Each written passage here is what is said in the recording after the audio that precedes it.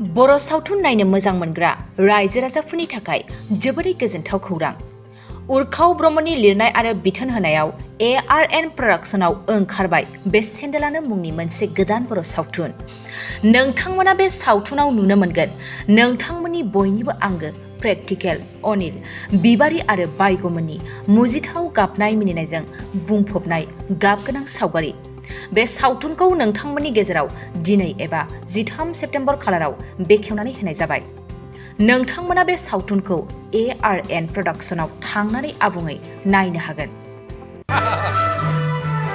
बिदिसोदा माथो आयु जादों माथो बिसोदा बेसो बेनो बेनोखा खोरोमगारगौलै बियो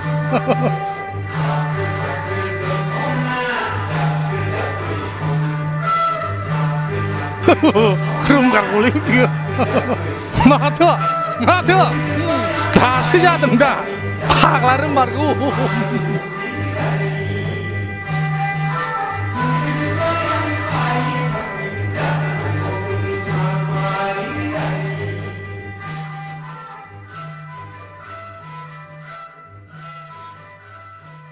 रोंमारगौ मानसिया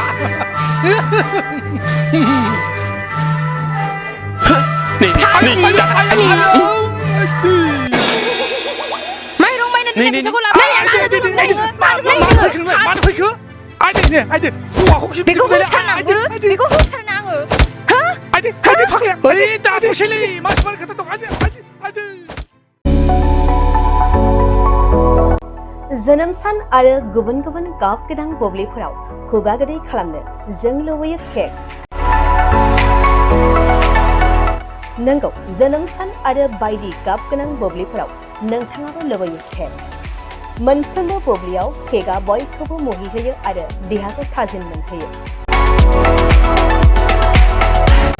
बेबायदिनो क'क्राझार सहर डन बस्क' स्कुल र'डनि वार्ड नं 4 आव दं नोंथांखौ मुहिहोग्रा आरो थाजिम मोनहोग्रा गोथाव केक।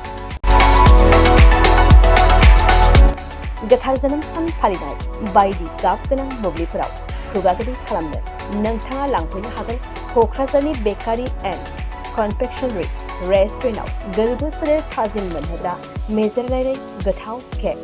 बे गोथाव मेजेरनां केकखौ जानो लुबैदोंब्ला थोंजोङै मख'नाय थंआव थांनाबो लायनो हागोन आरो बिथांमोननि होखानाय 767601351888 8860607313 आरो 880007664009 जानबुं अनजिमायाव सुलादाना बुकिं अर्डारबो खालामनो हागोन।